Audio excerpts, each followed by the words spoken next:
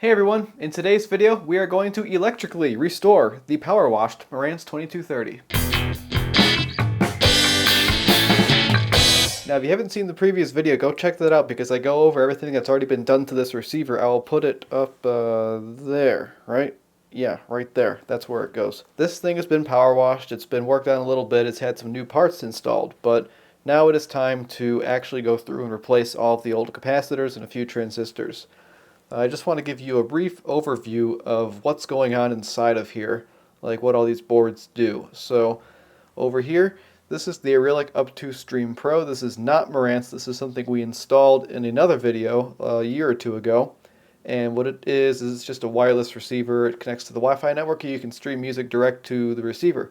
It's very cool. But underneath that is original Marantz. That is a board for, I believe, the AM radio.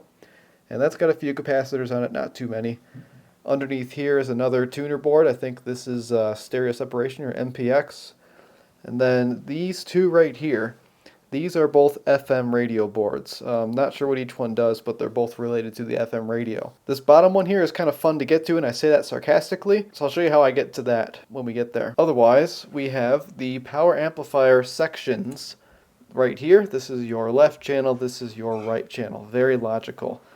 These two smaller capacitors right here, these are your coupling capacitors. This is what the audio goes through at the end of the amplification part. Then this is the filter capacitor for the power amplifier. So we'll look at replacing those. Right here is the regulated power supply board. This is the board that gives a constant 35 volts to the rest of the boards on here. Now let's go underneath real quick. Underneath the receiver there's a few more boards. Right here is the preamplifier board. This is what the bass, mid, and treble knobs are connected to. Below it is the phono preamplifier board. This is what makes the record player sounds good. And under here is yet another tuner board. So yeah, we're going to be hitting all these boards and getting them with new capacitors and other things too. So let's just get right to it. Let's start rebuilding this regulated power supply board. Now what's nice about this board is there is literally nothing you need to do to get to it. It is right there. You can just start soldering right underneath it and all the components will come out from the other side. Alright, P800 power supply on a Marantz 2230. We have 1, 2, 3, 4, 5 capacitors.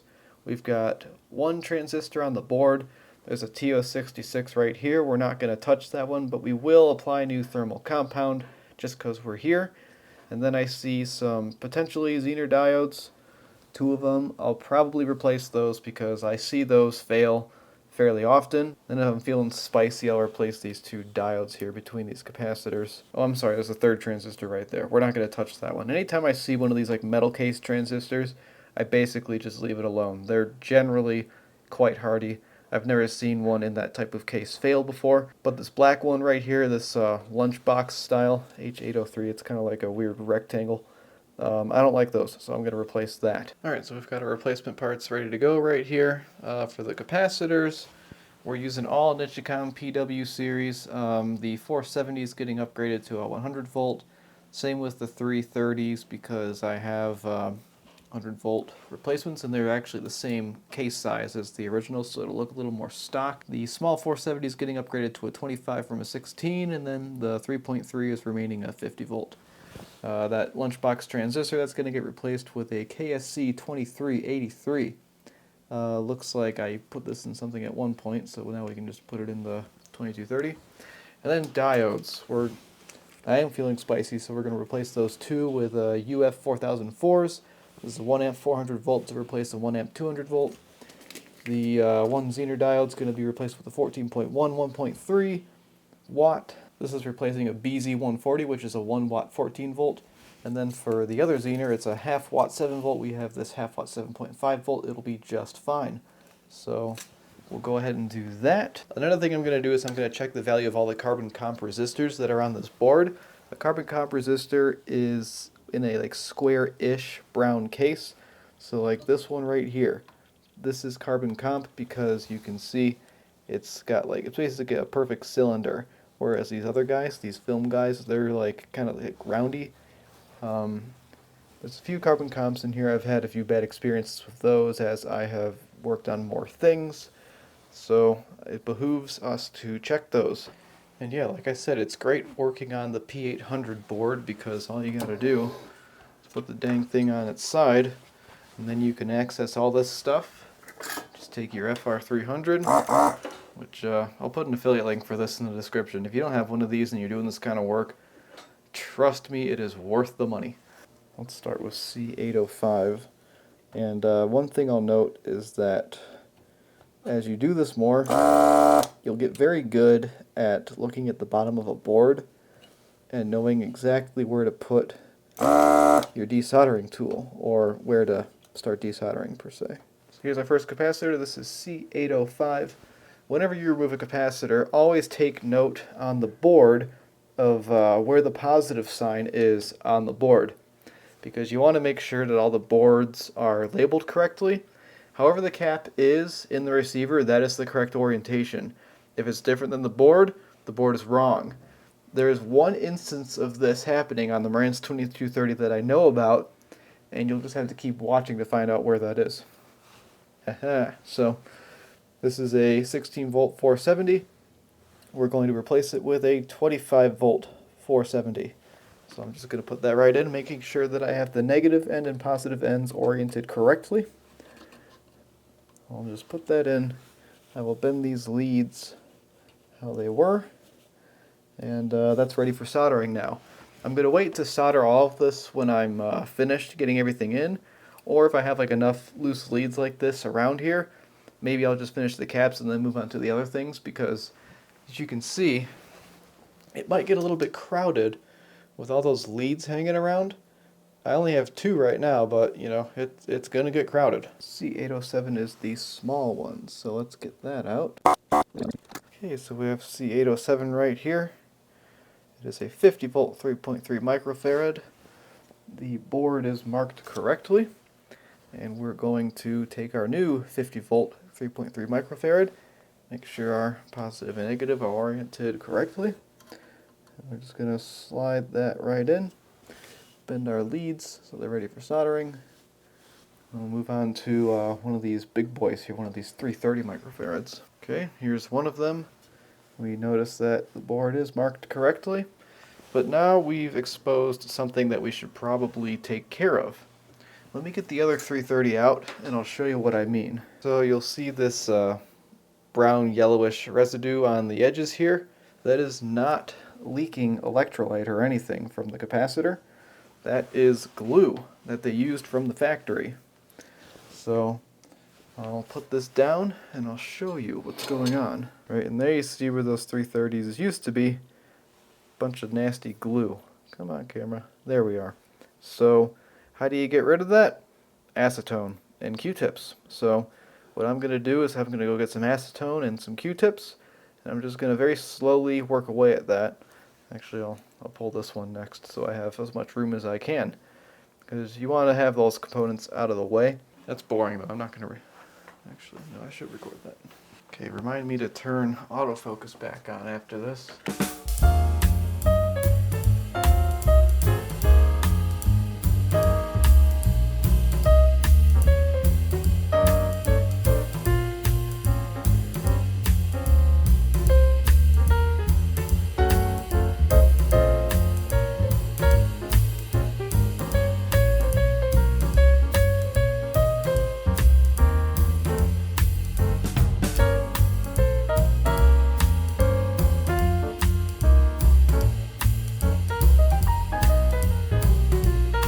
Yeah, I don't like doing that. It's really tedious and obnoxious, and but you know, it's gone. And you know, using this thing, I don't necessarily advise it. I just get frustrated and anxious, and then I ended up scratching the board right there in a spot that's not going to be covered up by capacitors. I do think this is especially important if you've got a differently sized capacitor. Like for example, you know, here's the 330 that came out of it. Here's the 330 that's going to go in. They're the same size, same diameter. But I have a 330 50 volt over here. I'll throw that in. You know, here's same capacitor as the original specifications wise. And if you were to throw this in, like so, you know, you'd have that nice ring around it, showing all that glue where the old cap used to be, and that doesn't look nearly as good. But when you've got, one that's the same as the original size, it looks about the same. The glue might look normal there, but, I'm just doing it in this video because I know you all like to see things done correctly. And, why would I post this if I'm not gonna, tell you everything I know about, doing it right.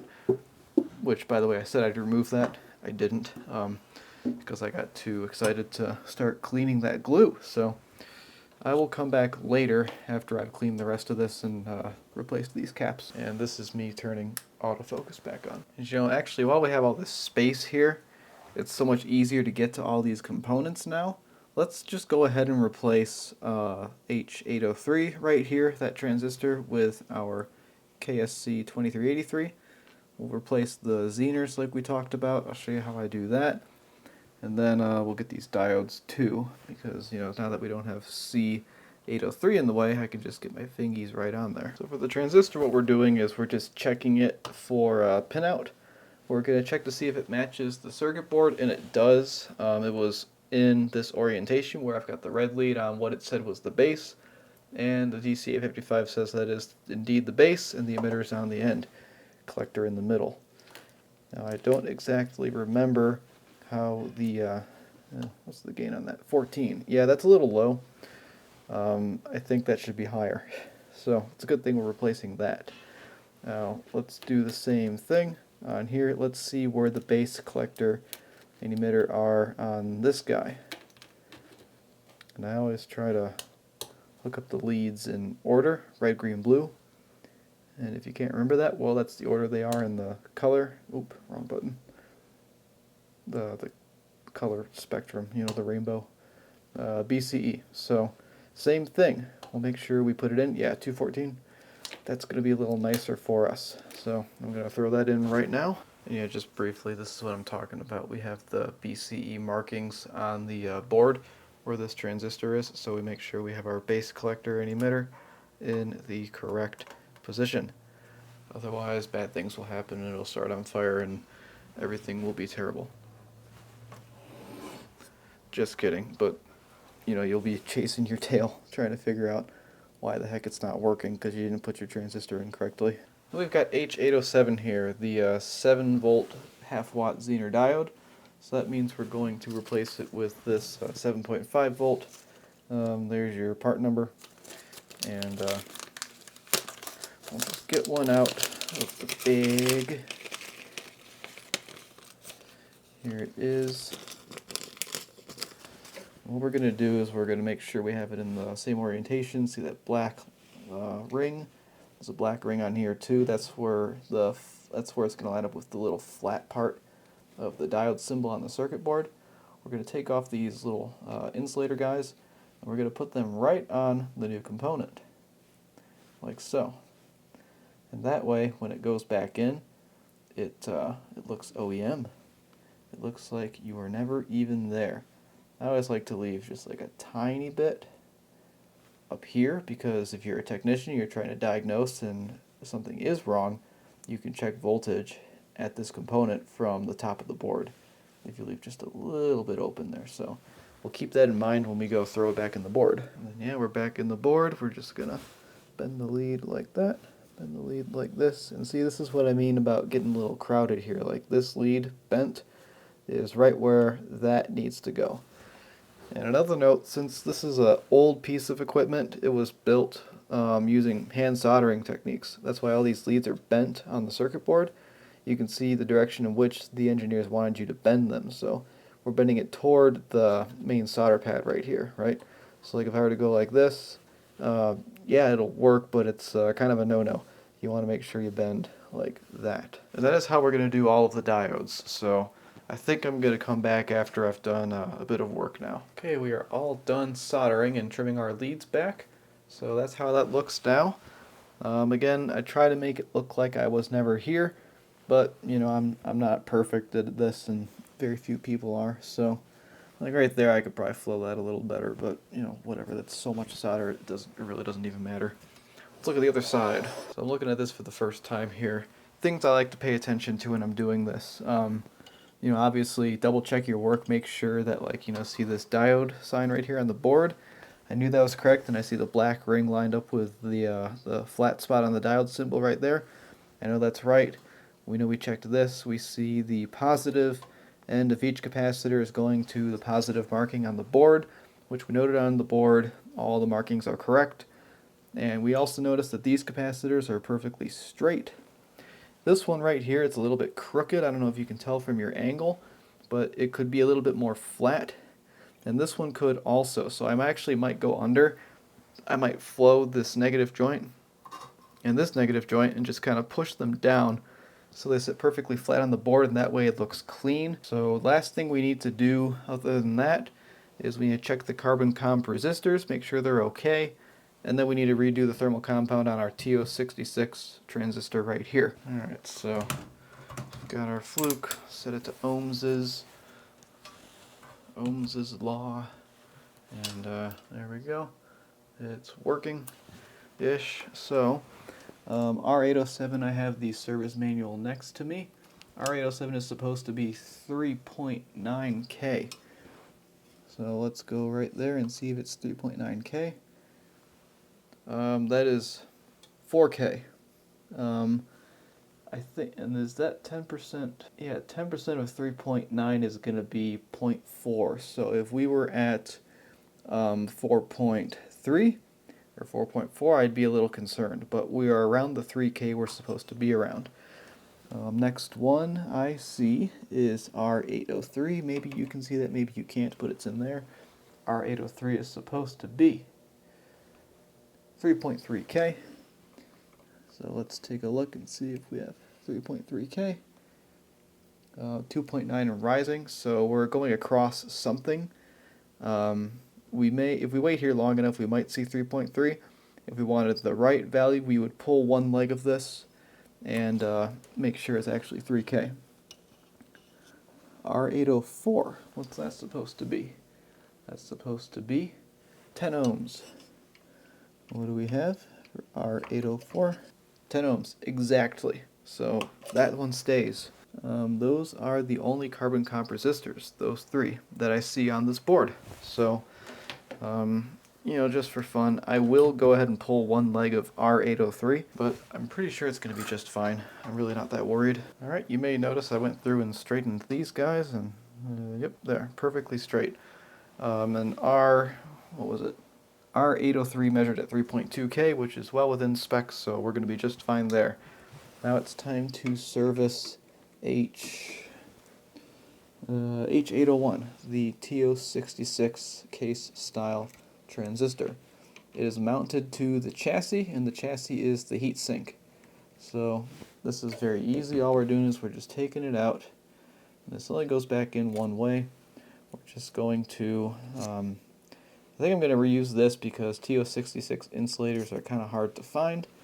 We're just going to wipe it off with a paper towel. And we'll take the insulator, we'll put the non-compounded side on, and then we'll just take this and put it right back in to the stereo, like so, and screw it back in. We have just replaced the thermal compound on H801.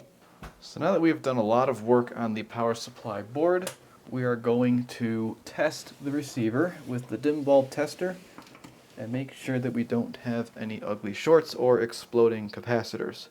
So we do that by, you know, like I just put it on the dim bulb. Maybe you can see it now. Turn it on.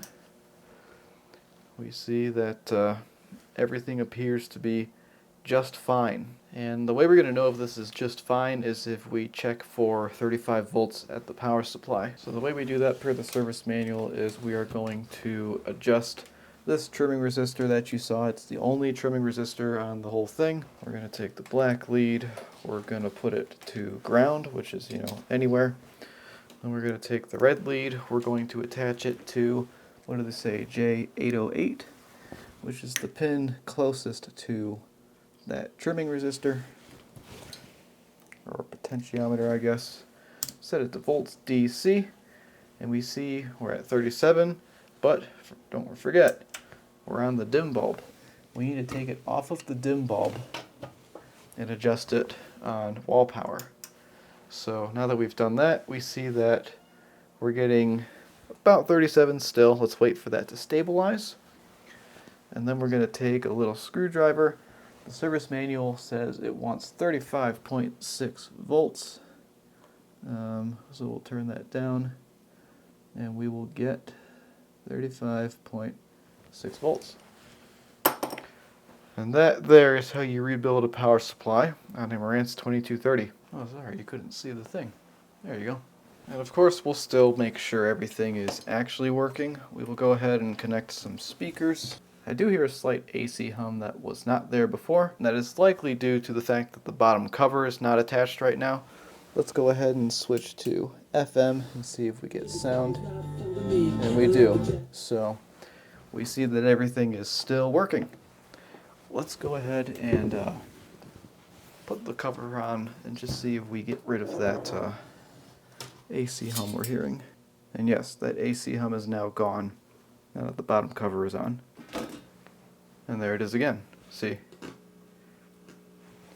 Maybe you can hear that. And I'll bring the cover up and it goes away. There, it's back. Goes away.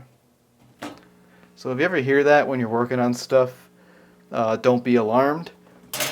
Try putting on your bottom cover, because the bottom cover actually serves as a full ground for the receiver and how that whole thing is working. Alright, so what have we done here? We've replaced these 10 parts. We have 5 capacitors and 5 semiconductors. When it comes to a power supply, there's really no reason not to replace capacitors when they're 50 years old. And I'll just show you briefly. This is only testing for ESR and capacitance, but I'm not testing for leakage because I don't have one of those. I put this on all of them, but I want to show you this one in particular. This is a 470 microfarad capacitor, and when I put this on the tester, we see that we get 348. And the service manual actually says for this that it's supposed to be plus 100 minus 10. So this is much lower than minus 10% of 470 here. So this is a bad cap. Was it working? Yeah, it was. But it shouldn't be in here anymore. And these other 4, they all measured fine, but they all have the same fate. And then this transistor right here. This is a 2SC1213. The minimum gain range I'm seeing on this transistor is 60 for HFE, and we just saw on the DC55 that it was 14 earlier, so this is bad. It needs to go. So, it's just one of those, like, while you're in there, this is what restoration is. Just replace all of it. Some people would argue that you should also replace the little trimmer pot right here that we used to adjust the 35.6 volts. This is what I turned. I didn't show that in video very well, or at all, I guess. And you could replace this too, but in my opinion, it's working, so whatever. And I don't have it in stock. I think at this point we're just gonna move on to these guys, these big capacitors here, the coupling capacitors and the filter capacitor. This is unique to the Marantz 2230. Most amplifiers are direct coupled. This one is capacitor coupled with these 2 right here. Yes, these are Nichicon Gold Tune 2200 microfarad capacitors. Just like the originals, 2200, but these are 80 volt and these are 63 volt. So they're the same diameter, which means they'll fit right into the brackets. I'll put the part number on the screen if it's still available. I don't know if it will be. But yeah, these will be real interesting to replace. They always are. And then here's our filter capacitor. This is a 4700 microfarad. The original is a 4700. Probably could have gone to a 6800, but this is what I bought, so this is what we're putting in. So let's remember that we just plugged that in for testing, and now we're not testing it anymore, so we need to unplug it. Let's flip it on its side. So this is kind of where we're going to be working here. This is the filter and coupling capacitors area. That's our filter. That's our coupling.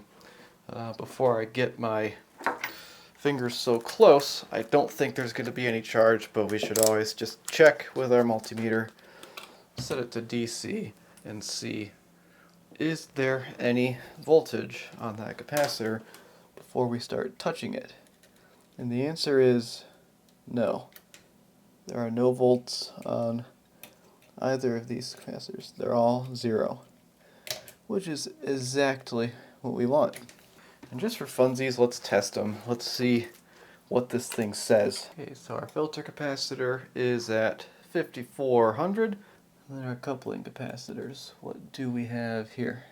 One coupling capacitor measuring exactly where it should be at about 2200. And the other one, oh, a little different, a little higher, huh? It's interesting. Each capacitor tests differently. So our new ones test actually at a lower capacitance, but the ESRs are the same and the capacitances are very similar. So I do think I'll go ahead and replace those. Let's look at our new capacitors real quick. You will notice that they just have these little thingies sticking out of them. You call this snap-in style.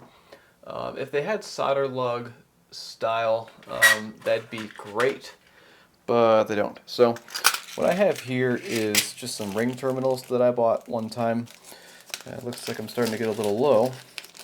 And what I'm going to do is I'm just going to put terminals on the ends of each of these capacitors.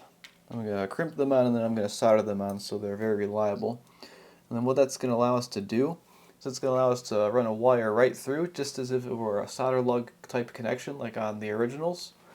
And it's going to be a lot easier to get these back in, and we'll have a much more secure, reliable solder connection. And one note on capacitors that have all these pins. There's only a positive and negative on a capacitor, right?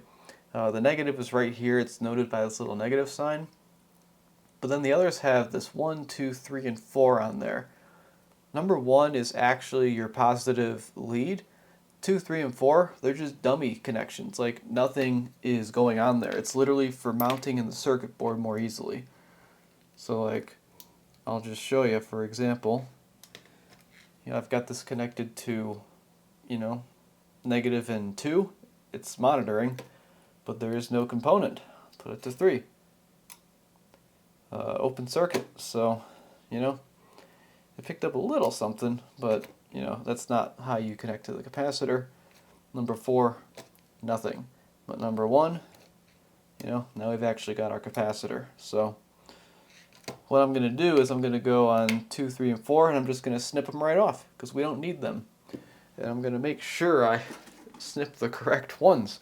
I've actually snipped the wrong one before, and then you're completely effed. So we'll just do this real quick here. So now we know for dang sure this one's positive and this one's negative. Actually, quick change of plans. I just don't like this one. And I just remembered back in the day I actually bought this one, this absolutely massive thing. And I bought it for this, but then I realized it was going to be too big. I mean, it's almost basically the height of the receiver, but I just checked and it actually will fit as long as I get this as close to the top of the receiver as possible, and I can maybe bend these a little bit out of the way and put some electrical tape underneath it. I'm going to use this because this is a higher capacitance. It says gold tune on it, which, just looks cool. I don't think it actually is going to help. This might actually be a better cap, but I don't know when the heck else I'm going to use this massive thing, and I know it'll fit in here, so I'll just save this for later. And it's got the nice solder lugs, so I can just go about it that way. The way we're going to get this out, we're going to start with the filter, is we're just going to chop this right out of here. Get that out of there. Get as close to the lugs as we can. So, okay. The red goes on the positive, the white goes on the negative. And now we're going to go in from the other end. It's just 2 screws holding it in place. We're just going to remove the 2 screws. Very easy. Now we're going to take pliers and a screwdriver, and we're just going to take this off.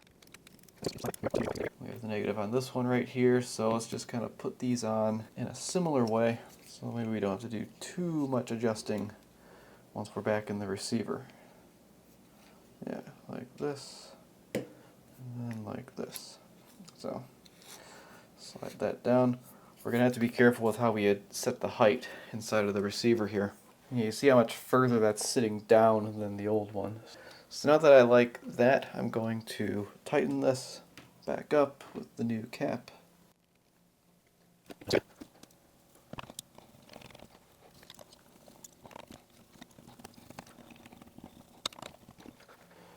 Okay, so now that's back in. What I'm doing is I'm kind of looking this way, and I'm making sure that my lugs are not going to be touching the bottom cover when I put it on, and they won't be, which is great. And then up here, I see that I'm clearing the top cover. So now these wires are ready to be stripped, wrapped around these lugs, and soldered into place. And I think I'll do all the soldering at once, because we got to do these guys right here, the coupling capacitors. Now, these are a little more complicated. As you can see, we have little inductors attached to the negative leads on these. And there's also a resistor on there in addition to a wire. So we have an inductor, a resistor, and a wire to attach to the negative lead of each one of these. And that's going to be kind of a pain. The positive leads, that's easy. We just chop those right off. Not a big deal. But we want to be mindful / careful of what we do with this. Actually, I think what I'll do is I'll just chop the lead right off of the capacitor itself, because we decided we're not reusing this capacitor. And then what I can do is I can do my best to desolder the leftover capacitor tab, the solder lug, from all of these. I think that'll be a little simpler, and then I can get exposed leads on the rest. So let's go ahead and remove those coupling capacitors right now.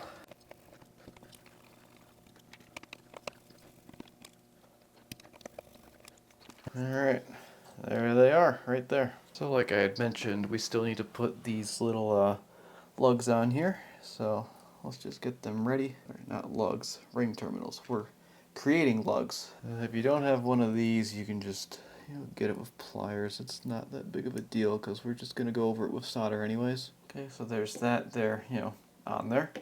And we'll just seal the deal here with the iron. And make sure that just kind of flows down the pin. We've got a nice solid connection on there.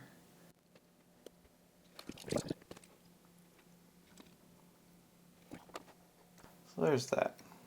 Nice and solid connections. I think I want to work on undoing these now. I think I will start by snipping off the wire on each one, because wires can be stripped and lengthened.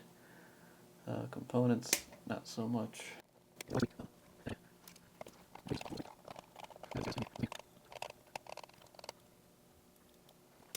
So you saw I was able to just take that out. We're still attached by this wire, but now we have full access to this to undo these wires here. There's probably better ways to do this, but this is just what I've got going on today. So our inductor is now free. Now we just gotta get the resistor out. And there's the resistor. So look at that. We've got all that nice amount of lead to work with when we go to install our new guy. And of course we'll have to strip this wire a little bit. Okay, I think I will put that back in, and then I'll do the same thing over here.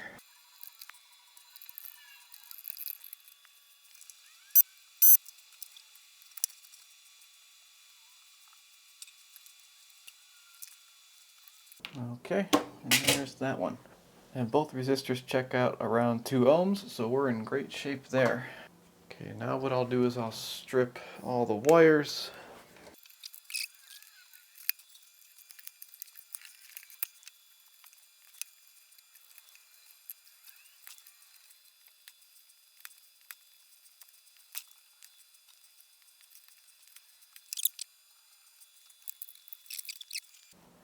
Go ahead and take these off and put them on the new caps.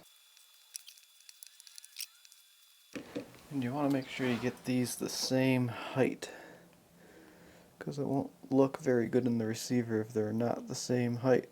Now let's go ahead and load them in. One thing I will note is that on the middle cap there is a little ground terminal that is connected directly to the transformer. It's right here. You want to make sure you catch that in your capacitor bracket when you put it back on. Okay, now is the fun challenge of getting all of the wires wrapped around the ring terminals and getting to soldering them. Let's just do the easy ones first so they're out of the way, the positive leads.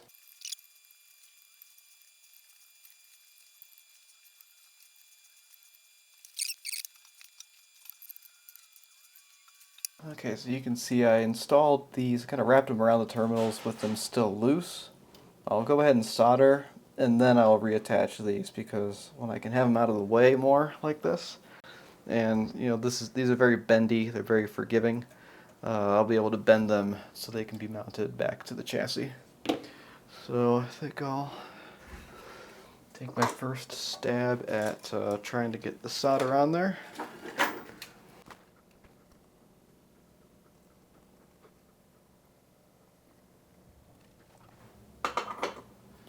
So what I'm going to do is I'm just going to go in there and poke around. I'm going to move each component and see if I can notice anything moving inside of that joint, and I don't.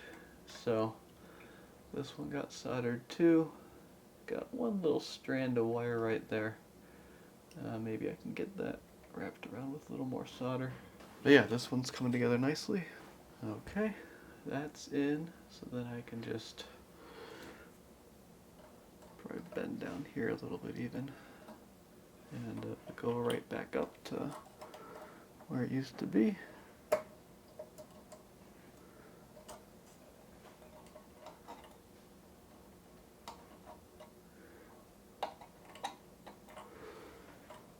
Yep, that'll work. That'll go in just fine. So now let's do this one that I'm less proud of this one. I have less room to make this one right. This will at least be functional. It doesn't look that good, but it's going to be functional.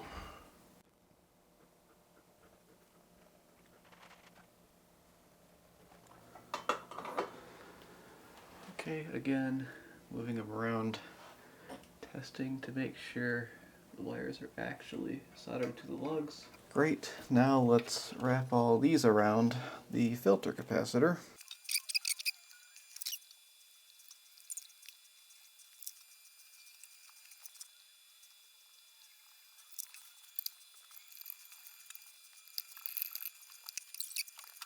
And there you go, folks. That's how you replace the coupling capacitors and filter capacitor in a 2230.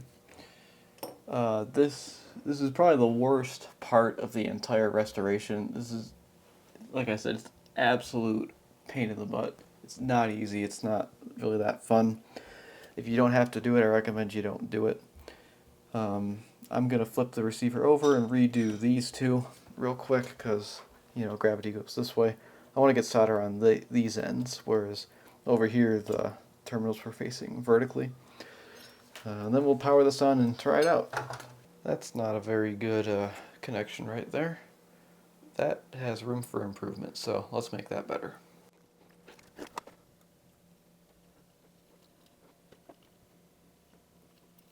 Okay, here we are on the dim bulb. Let's see if we still have a working receiver. Yep, it charged. That's a great sign. Now let's go ahead and connect some speakers. And yes, we have sound out of each channel. So that was done correctly. Very nice. On to the power amplifier boards. So the power amp boards on a 2230 are pretty easy to get to. There's one on each heatsink.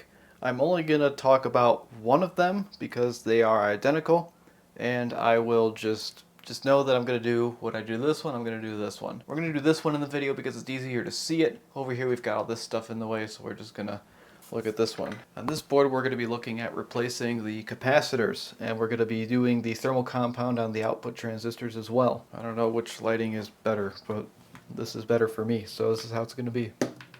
First thing we want to do is we're going to remove the output transistors. There's 2 screws on each one. You just undo the screws and then you yank it out. It just came right out when I undid these 2 screws. The transistors on this amp are the same. Oftentimes you'll have an NPN and a PNP on the outputs, but on the 2230 they are the same. We'll come back to these guys in a minute. Now what we can do is we can start undoing this screw right here, this screw right here, and see there's one unfortunate side effect of that massive new filter capacitor. We can't get that too easily, but we can still get it. And then there's 2 more screws like this on the bottom. We access those through the underside of the receiver. And again, we're close to this, so let's just make sure it's fully discharged. Doesn't feel free because we have that ground connection right there. We're going to leave that there. We'll work around that. Now we can begin to remove this heatsink, but the first thing we got to remember is that there is a screw right here, and you need a skinny screwdriver to get to it. This right here is just a little temperature compensation diode or varistor type thing. This screw is specific to that, so make sure you take note of that. And then we have 4 screws holding the heatsink to the chassis. And the heatsink should lift right out. There you go. So now what this gives us is full access to the back of this circuit board where we can easily remove all these capacitors and get them replaced. What do we even have here? We have 1, 2, 3, 4, 5, 6 capacitors on here. I know that this one right here, this is C751. So this is the P750 board on the amplifier. So C751 means it's the first capacitor on the board. I know that this one needs to be audio grade. 1, because it's orange, and that's where they use these orange guys. And 2, because it's the first capacitor in the signal path, basically. So that's going to be a special capacitor. We'll probably use a film right there. It's just a 1 microfarad.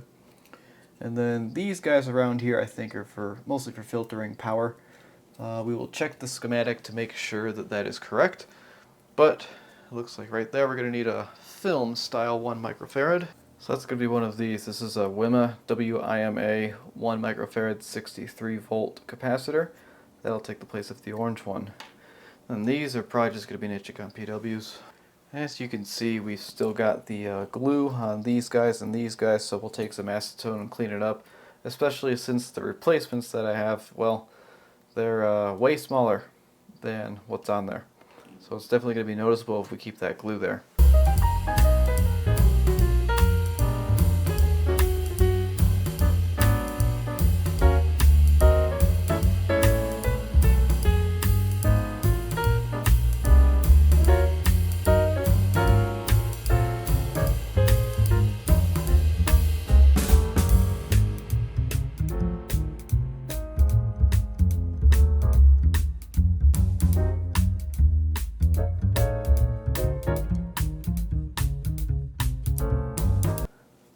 Okay, there we are. Got them as straight as possible. Semiconductors on this board, I think I'm just going to leave them alone. If I wanted to, I could replace, this guy right here, and there's 2 small TO92s down there. I'm feeling like just leaving them alone today, because, the amp is performing great. It sounds great. I don't really see any need to replace the semiconductors at this time. Now I gotta go ahead and trim back all of the leads back here from soldering. And then I'm going to do the exact same thing on the other board, and we'll do the output transistor thermal compound replacement on both of them at the same time. Starting to look more like a restored receiver here. We've got the new caps on the left channel amp board, and we've got the new caps on the right channel amp board as well. So now it's time to get the heat sinks back on, but first, before we do that, we need to make sure we have our new thermal compound ready for the output transistors. Now for this we are going to use brand new mica insulators. The old ones are stuck to the heat sinks, so we need to get those off and dispose of them. I'll just go ahead and wipe off the old heat sinks. And remember, we got to put new thermal compound right here for our temperature sensing guy. So now we got to wipe the old thermal compound off of the output transistors, and then we will begin by applying some Dow 340 to one side of each mica insulator.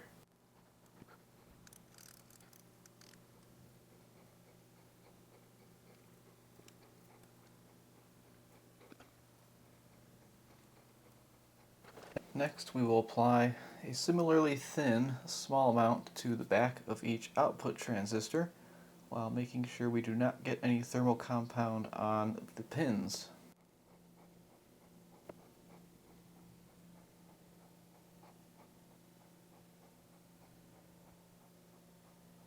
Then once we've done that, we'll take one mica insulator. We're going to take the end with the thermal compound and have that facing out, and the dry end is going to touch the transistor, because that way there is no way you can actually get thermal compound on your fingers, except for, where I put my dirty fingers, but, we're just trying to keep this as clean as possible. And now, once the heat sinks are back in the amplifier, each output transistor can just go straight into the heatsink. And before we do that, remember we still have to put this one back on, so we're just going to make sure we apply new thermal compound to that general area. Actually, I take that back. What we're actually going to do is we're going to apply thermal compound to the actual component, not the heatsink, because see, this is just going to look dirty and sloppy. We're going to go to the actual component itself right here, and we're going to put grease on there. Now let's begin reassembling the power amplifier modules. We'll mount the heatsink to the chassis. Next we'll remount this thing, make the screw go straight through first, and then we can pick up the mounting clip and begin threading it onto the screw. I'll start one of these board mounting screws. And this part's a little bit tricky. You need to grab the output transistor holder thing. It's attached to 3 wires. You need to take your fingers from the back side, get it in the holes. Okay, yeah, really should have not attached that board first. And I would detach it, but I just went through a lot of work getting that one screw in that's covered by the filter capacitors. Let me just take our output transistor and plug it right back in. I'll try to show you that from another angle, because I know I didn't show this disassembly very well. We're just taking the holder. It will fit in the 2 holes in the heatsink. There. And then just grab the output. Try not to drop it. Stick it right back in there. And now we can thread our 4 screws. You do not want to go very tight with these. And then I've got those 2 board mount screws on the bottom of the board. I'll get those later. For now I'm going to go right over to the other side and finish that, and that's how you reassemble the power amplifier modules. Alright, tightening up the last few screws on the power amp modules.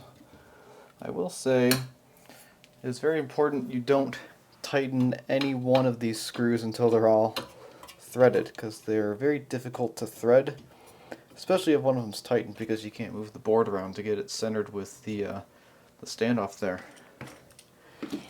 Alright, now that we've done this, we absolutely must power it up on the dim bulb, because we were just in the power amplifier section, and if there's something wrong in there, there's bound to be a short. So let's go right ahead and test that out. No shorts, speakers are working, and we have sound. So, excellent. Once again, we have successfully redone these power amplifier boards. I think what we're going to do next is we're going to go underneath the receiver actually. We're going to go to the preamplifier and phono preamplifier. And to do the preamplifier at least, we need to remove this faceplate here. So I'm going to go ahead and do that. I haven't removed these custom knobs since I've made them, so we'll see how that goes. I'm sorry, I didn't adjust the camera properly. You didn't get to see the dim bulb not go bright. But you did see it work. Sorry, I'm going a little fast. I want to get this out before Thanksgiving. And honestly, if you're going to be doing a full restoration, you should probably take this off first. Because if it's off, there's less chance of you, scratching it with a tool like this. And yeah, unfortunately I think I installed these with tools I stole from work and then returned, so that means I need to go buy a set of Allen wrenches that is not this pile of junk. Which is fine. It's a tool I should have bought a long time ago, so now I get the opportunity to head over to Harbor Freight real quick and get her done. Alright, got the tools. We ended up using set screws that are, I forget the thread, but they need a 50 thou Allen key to get them off. Again, this is what I did for these custom knobs. This is not how you normally remove these. Normally, you just yank them off. Okay, so there's that, and I will show you the reason we need to take the faceplate off to get the preamp board exposed.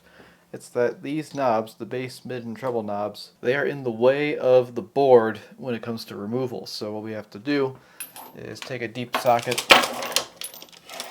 Can't remember if it's 10 or 11. I want to say it's 11. Yeah, just loosen them. And then we'll be able to kind of pull these out from underneath. I'll show you in just a second. Now that this is loose, we can more easily get this off. Let's go ahead and remove these mounting screws. Okay, so you see now that this is loose. Oh, I forgot about the ground strap one down here. Oh, this will be fun to get. Okay, so yeah, there's that 5th screw. Now this is loose, but you can see you can't really get underneath it very easily for soldering, so what you do is you take these out.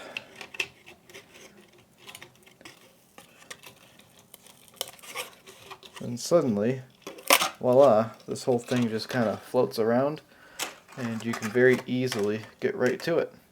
And then this paper breaks, so not a huge deal. We'll just do something about that later. But yeah, now we can get to the foil side of this circuit board. So we've got this thing on its back, and let's talk about this board real quick. We've got 1, 2, 3, 4, 5, 6, 7, 8, 9, 10, 11 electrolytic capacitors to get rid of. And then these 8 transistors here, I've replaced those in the past, but today I'm just going to leave them alone because honestly I've never seen these transistors fail in a Marantz before. And I've heard of people saying they failed, but I haven't seen it personally. So I'm just going to leave the transistors alone this time. But if you were to replace these transistors, they are 2SA493s and 2SC1000s, and they are easily replaceable with KSA992 and KSC1845. Classic. So if I ever have issues with this, I will certainly go ahead and replace all of them with KSA992 and KSC1845, but today I'm just going to do capacitors in here. So the first one right here, this is a 100 microfarad 35 volt. It's common practice in these things to upgrade this to a 220 because really all this is doing is it's smoothing out, it's further smoothing the power from the regulated power supply. So I'm going to make that a 220 50 volt. Yep, right there. That's what I'll put in.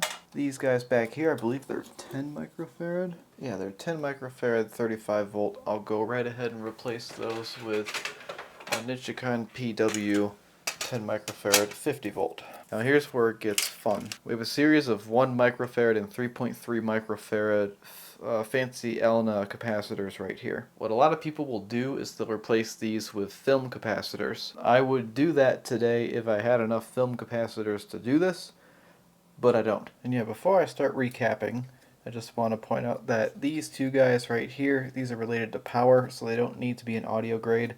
Same with this. But all these white capacitors, these are audio grade. The audio path goes right through these. So we have the Elna 2s for the 1 microfarad. I would use a film, but I don't have them right now. And then the 3.3s, I have the film, so we're going to use the film right there. And yeah, I'm just going to replace the capacitors and we'll move on to the phono board after I do that.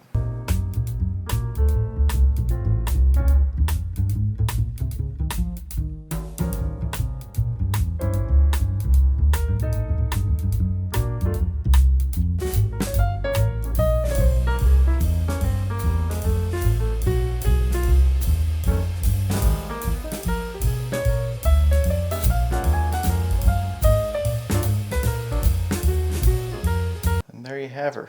That is a rebuilt P400 preamplifier board. Now, I do see people replacing these guys and these guys sometimes, but as far as I'm concerned, these are film caps. They don't need to be replaced. I'm leaving them alone.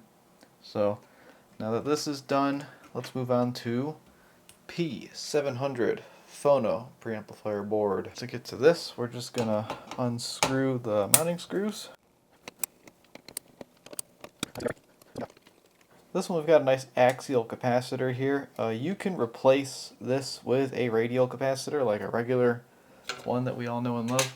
But I just happen to have this axial laying around, and it's a 50 volt 220 microfarad. So that is how this is going to get replaced. I think what I'll do is I'll start there actually. Let's disconnect that from this joint here. There, I could have just cut that, but I wanted to unwind it that way so I can have a fresh, nice thing to solder our new thing to. Okay, so now we see we can flip this over, and that's how we're going to access the foil side of this board. What are we replacing on this board? Well, I'll tell you. This, obviously, is going to get replaced. And then everything else is not quite so obvious. You know, these orange guys, we'll keep them around.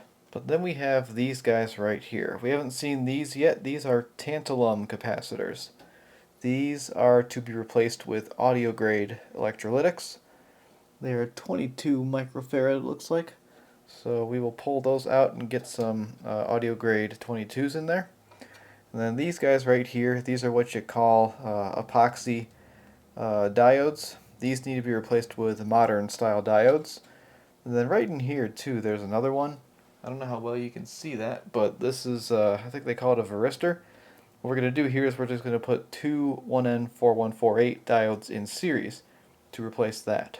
And again, the transistors in here can be known to fail. You get some 2SC1000s, and then I forget exactly what these lunchbox style guys are. I'm just going to leave them in because honestly I plan on running this thing a little bit and seeing how I like the 2230. I'm kind of curious if I ever see failures in these transistors. I've never seen it, so the only way I'm going to find out is if I run this all the time. So that's a pretty short list of things to do. 2 diodes, 1 varistor, 3 capacitors. Oh, and 4, counting this guy. So let's go right ahead and get to that.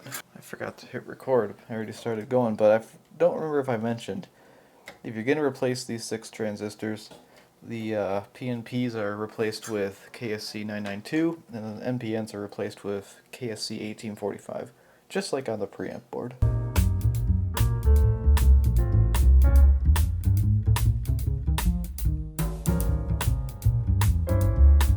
And then to do the two 1N4148 diodes in series to replace this guy right here, there he is, we're just going to make sure they are indeed in series, so, you know, like that. We're going to twist them together at one end, like so. So there, now they're kind of in series. Then what I'll do is I'll just put a little tiny bead of solder on the twisty. There we go. Then I will trim this off, like so.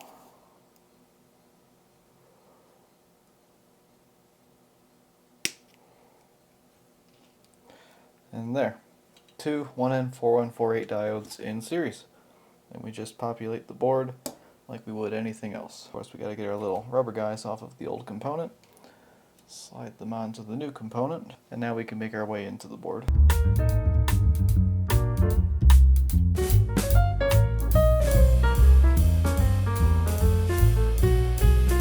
So now that this is wrapped up, we can start putting things back together and get ready to test things out since we've been all these places.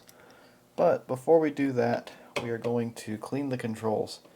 Because, I said earlier I thought that maybe I'd already cleaned the controls since they all worked so well. I don't think I have. So we're just going to go right ahead and hit them with the deoxit products because there's no better time to clean the controls on a Marantz receiver than when it's upside down and you have the preamp controls loose. Alright, I think most of you know how this goes by now. For the selector switch, that is a perfect application for D5. So we're just going to spray it with some D5 and exercise the contacts real nice. And that'll be all we need to do for the selector switch. Underneath the selector switch is your two speaker switches for your main speakers and remote speakers. So we'll just stick our hose right above those switches and make sure some D5 gets in there. I'm sorry, this is the tape monitor and mono switch above the selector, not the speaker switches. And then right through here are the four switches on the faceplate. What are they? They are low filter, high filter, loudness, and muting. You can get to them very easily now that the controls are out of the way. Put them like this and you can see the controls very clearly. Get a little D5 in each of those. And then underneath the volume control is actually your speaker switches. So there is a little shield right here, but you can get your hose around it. And these switches are definitely ones that you want clean.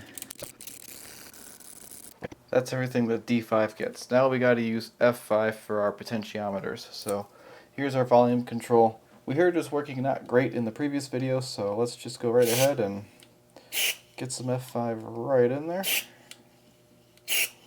and exercise that volume control real good. And hopefully that resolves our issues there. Next is our balance knob. We can get right in through here. And now, this is great because these are completely disconnected. We can get them very easily with the F5, and you access them from the bottom actually. So this is either bass or treble. Got a little aggressive with my squirt there.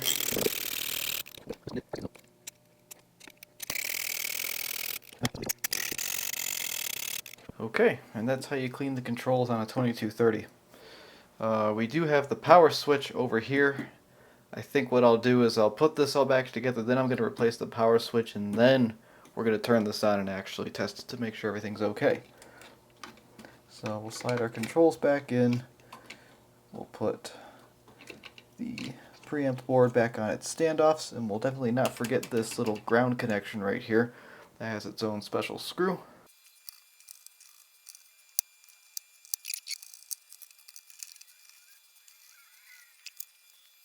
Then for this paper that used to be here, I can't find it for some reason, but it looks kind of like this. I bet you if you just leave this alone, nothing bad would happen, but what I'm going to do is I'm going to just put some electrical tape on the bottom cover in this general area. I think that was the purpose of that paper, was just to keep this from getting shorted on the bottom cover because it sits kind of low.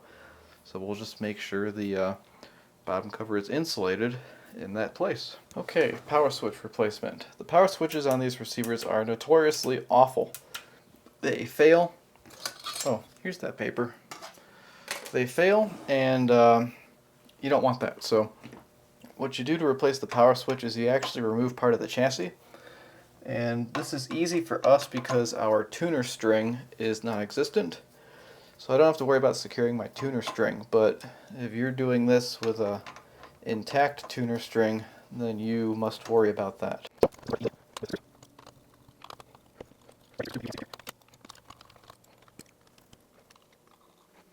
You're going to want that member back when you're done because the chassis is not very rigid anymore.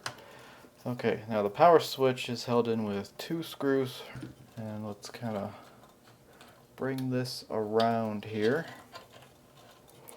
Oh, would you look at that? We have evidence that somebody's been here before.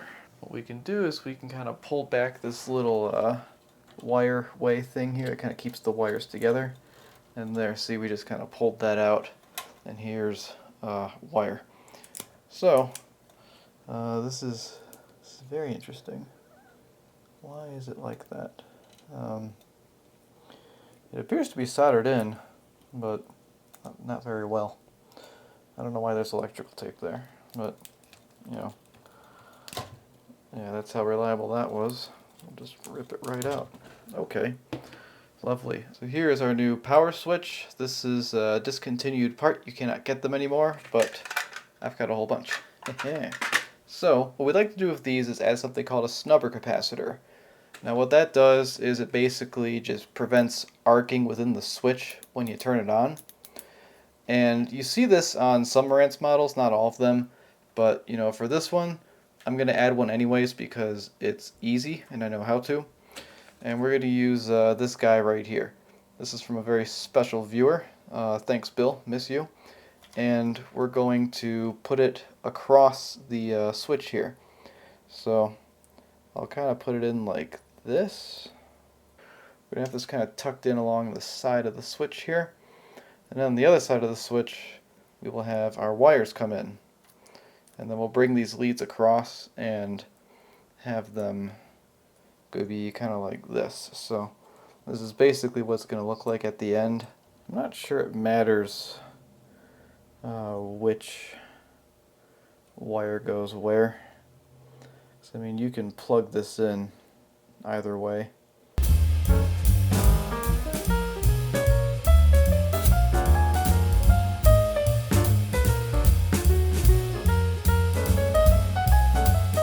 Alright, it took a little longer than I wanted, but we're there. So let's just throw that right back in the receiver. Unfortunately, I gotta drill out the holes on the chassis to get the screws to line up for this switch, so I'll do that off camera because no one wants to see that. Power switch is mounted. I'm working on re-securing the chassis bracket. We are just about ready for yet another test. Okay, let's plug her into the dim bulb and try it out. Perfect. Once again, everything's good. What do we set to? We set to AM. Let's go to FM and... Oh, that's not good. It's like his tape monitor's on? Yes, it is. Equal housing opportunity lender. Okay, so the preamplifier is still working. I never tested the phono preamplifier to see if it was working, so I guess we can try that out. I'm going to do a half-ass test with phono because I don't feel like getting out my record player. The way you half-ass test phono is you just hook up any old thing, like I'm doing my phone right now, and what you do is you just play a song at a low volume. And we're going to play Walk Through the Park, but I'm going to make sure the volume's turned down low. Then we'll bring it up. And you hear all that static. So it's working. That static would probably go away with a grounded record player. Okay, yeah, that's probably just some weird feedback stuff happening with this source. So, you know, we're not fully grounded. Remember, we don't have the bottom cover on. But, you know, FM's working just fine. So, phono appears to be working. And that means that now we can do the most boring part, which is recap the tuner boards. And honestly, that part is just work. It's just a lot of work. So let's start by going back underneath the receiver. And let's get the one board that everyone forgets about. Okay, I forgot. On a Marantz 2270, there's like 10 electrolytic capacitors down here. The 2230 has none. So we get to just put this back on and go back to the top of the receiver. Alright, let's do the most heavily populated boards first. These are, what are they? Looks like P150 and P300. This one is obviously not too bad to do. We'll remove this just so we have more space. Now we can start removing these screws right here.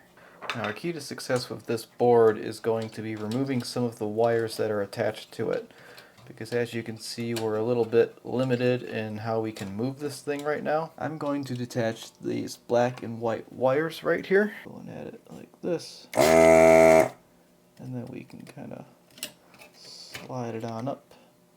Same thing with this one here. Now that those two are off, we can do a little bit more. This blue one can kind of go out of the way, and so can the black one. So yeah, let's work this way. We've got this flipped over, so now we can just easily work on this. So obviously first thing we see here is this capacitor. That's a 10 volt 100 microfarad capacitor. A 25 volt 100 microfarad will do just fine right there. Now on this board there are a butt ton of 10 microfarad 16 volt capacitors. They're all going to get replaced with Nichicon PW 10 microfarad 25 volt capacitors. This is the board that has the misprint on it. It should be noted that, which capacitor is it? It is this one right here. C180, is that a 3 or a 5? Maybe a 3. See how that negative is going toward the positive? That board is wrong. This is loaded correctly because this is how it came from the factory, and it's been working like this, obviously. So how many do we have here? 1, 2, 3, 4, 5, 6, 7, 8, 9, 10, 11, 12 capacitors. Let's get 12 10 microfarad 16 volt capacitors and just go to town.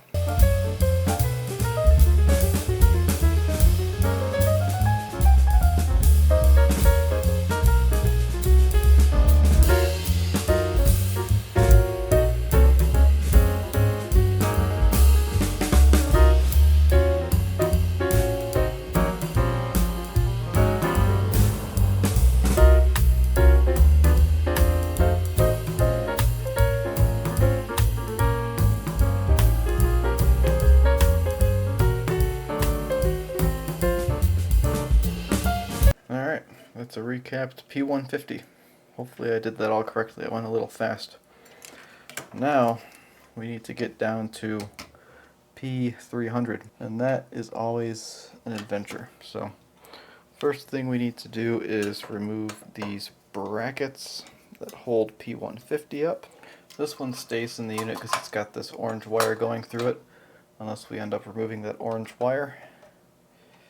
And now we can start removing the screws that hold the board down. And now let's see how exactly we're supposed to get here. Oh, how do I do it? How do I do it? Yeah, so we can get to the foil side like this, but I think I'd like that orange wire removed so we can do that a little bit more. So I'll go ahead and do that real quick. There we go. So get this out. That was on J303, I think. And now, what do we have?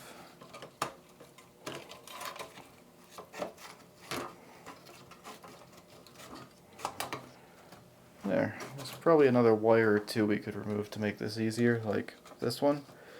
But I think I'm going to be able to function like this. We'll see. So, on here, got quite a few more capacitors. I see 1, 2, 3, 4, 5, 6, 7, 8, 9, 10, 11, 12, 13, 14, 15, 16, 17. Unfortunately, the camera battery is dying, and I'm not going to wait for it to charge, so we're just going to do this off camera, and I'll show you when it's done. Well, believe it or not, I did actually manage to solder every single one of these with all these wires in the way. Yes, I grazed the insulation a time or two, but it's not that big of a deal.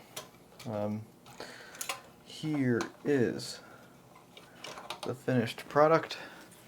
See all new caps on there. Now it's time to reassemble this.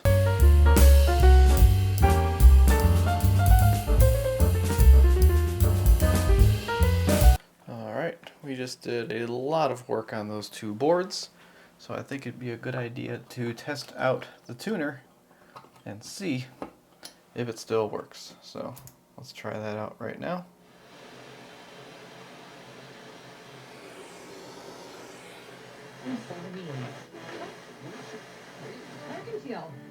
It does. But what's interesting is, I don't think I moved this, but it's tuned into a different channel now. So, very interesting. But, that's cool that we still have a tuner. Alright everybody, there's two boards left. We have this one and the one underneath there. So, how about we start taking this cover off and seeing if we can get to this board. Okay, this board right here is P500, and it looks like we can get to it with relative ease. If we just go kind of like this, we can see the foil side of the board. So that's cool. Let's go ahead and take apart this too and see if we can have an easy enough time getting to this AM board. This is P550 and this is P500. So I think on this one I'm just going to kind of go like this and get them. And then this one we only have two right here, and I can kind of tilt it this way pretty well, so I think I'll be able to get in and service those just fine. So I guess I'll start here, I'll move to there, and then we'll be done.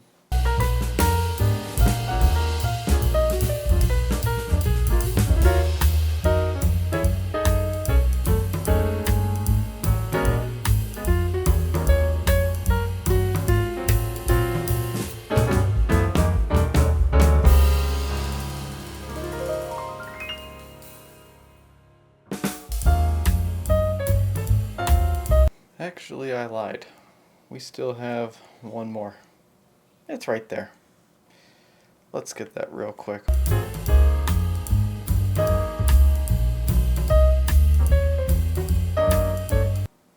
Alright. Now we're done. Jeez, I think this video is so long that I might have had to walk through the park twice. And that's never happened before. See, this is a lot of work, folks, and this is why I make these videos. It's to show you that with enough patience and time, you can do this yourself. Like, I get burnt out of this stuff. I'll be completely honest with you. Like, what I just did is a lot mentally. And I did it very quickly, because I've done it a lot of times, but I've got my limits. I can't do this all the time. It's it's a lot for me. But, it's fun enough. And I like sharing it with you. So, do not message me asking if I can restore your receiver. I will not restore your receiver. It takes me too much time, and I'd rather be doing something else than restoring everybody's receivers. These exist so you can do it yourself. So, how about we give this thing a nice formal test with Walk Through the Park. Let's do that. Do we turn on still? Yes, we do. That's the radio. There's aux.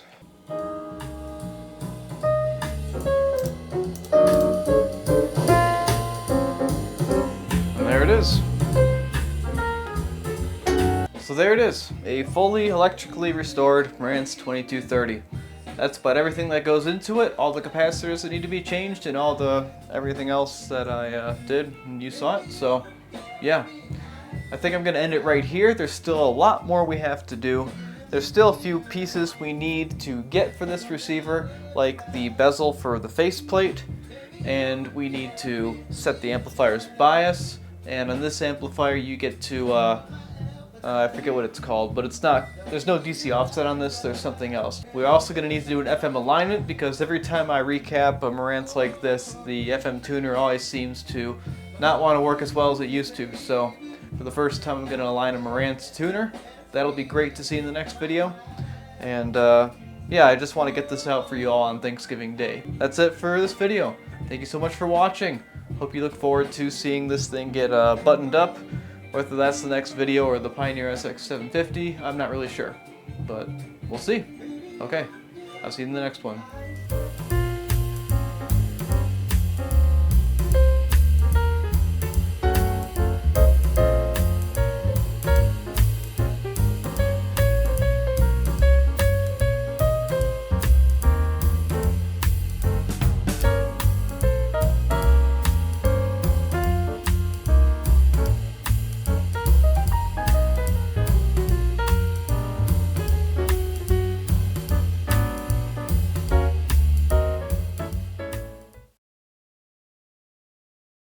Alright, so what have we done here? We have replaced these 9 parts. That's 10. Alright, so what have we done here? We've replaced these 10 parts.